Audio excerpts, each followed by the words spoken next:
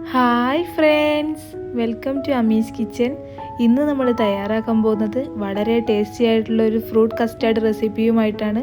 അപ്പോൾ നിങ്ങൾ ആദ്യമായിട്ടാണ് എൻ്റെ വീഡിയോ കാണുന്നതെങ്കിൽ പ്ലീസ് ഒന്ന് സബ്സ്ക്രൈബ് ചെയ്യണേ. അപ്പോൾ നമുക്ക് വീഡിയോയിലോട്ട് പോവാം. ഞാനിവിടെ ഒരു പാൻ എടുത്ത് വെച്ചിട്ടുണ്ട്. അതിലേക്ക് 4 കപ്പ് പാല് ഞാനിവിടെ ഒഴിച്ചു കൊടുക്കുന്നുണ്ട്.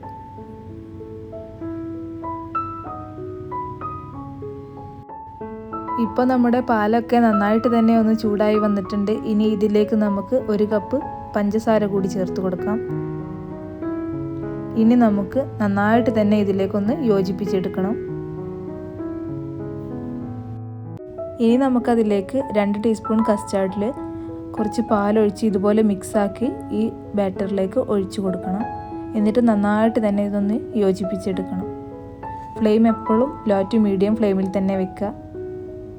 ഇപ്പോൾ നമുക്ക് ഈ ഒരു കൺസിസ്റ്റൻസിയിലാണ് നമുക്ക് ബാറ്റർ കിട്ടേണ്ടത്. ഇനി നമുക്കൊരു ബൗളിലേക്ക് നമ്മുടെ ഈ കസ്റ്റാർഡ് ബാറ്റർ ഇതുപോലെ ഒന്ന് ഒഴിച്ചു കൊടുക്കണം. ഇനി ഞാനിവിടെ ഒരു 3 മണിക്കൂർ ഇത് ഫ്രിഡ്ജിലേക്കൊന്ന് റെസ്റ്റ് ചെയ്യാൻ വെക്കാം. ഇനി നമുക്കതിലേക്ക് ഫ്രൂട്ട്സും നട്ട്സൊക്കെ വേണം. അപ്പോൾ ഞാനിവിടെ ഒരു ബനാന എടുത്ത് ഇതുപോലെ ചെറുതായിട്ട് തന്നെ ഒന്ന് കട്ട് ചെയ്തെടുക്കുന്നുണ്ട്. ഇനി നമുക്ക് മുന്തിരിയാണ് വേണ്ടത്. അത് ഞാനിതുപോലെ ചെറുതായിട്ട് തന്നെ ഒന്ന് കട്ട് ചെയ്തെടുക്കുന്നുണ്ട്. ഇനി നമുക്ക് ഒരു പീസ് ആപ്പിൾ കൂടി വേണം. അതും ഇതുപോലെ തന്നെ ചെറുതായിട്ടൊന്ന് കട്ട് ചെയ്തെടുക്കുന്നുണ്ട്. ഇനി ഞാനിവിടെ കുറച്ച് പച്ചമുന്തിരി കൂടി എടുത്തിട്ടുണ്ട്. അതും കൂടി ഇതുപോലെ തന്നെ ചെറുതായിട്ടൊന്ന് കട്ട് ചെയ്തെടുക്കണം. ഇനി നമുക്ക് കുറച്ച് കാഷ്യൂ നട്ട്സ് കൂടി കട്ട് ചെയ്യണം. അതുപോലെ ഡേറ്റ്സും കട്ട് ചെയ്തെടുക്കണം.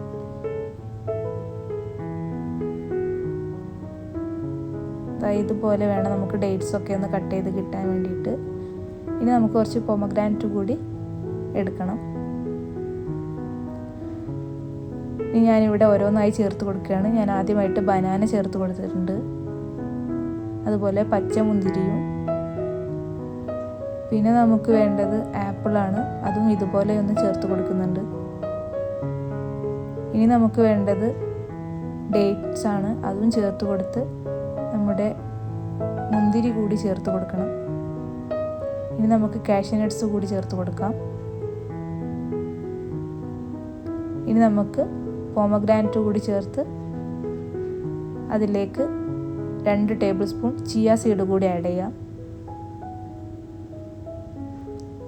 അപ്പോൾ നമ്മുടെ ഫ്രൂട്ട് കസ്റ്റാർഡ് ഇവിടെ റെഡി ആയിട്ടുണ്ട്. ഇത് നിങ്ങളെല്ലാവരും വീട്ടിൽ ട്രൈ ചെയ്ത് നിങ്ങളുടെ കമൻറ്റും ഫീഡ്ബാക്കൊക്കെ മറക്കാതെ തന്നെ അറിയിക്കണം. നിങ്ങൾക്ക് ഈ വീഡിയോ ഇഷ്ടമായാൽ ലൈക്കും ഷെയറും സബ്സ്ക്രൈബും ചെയ്യണേ. Thanks for watching.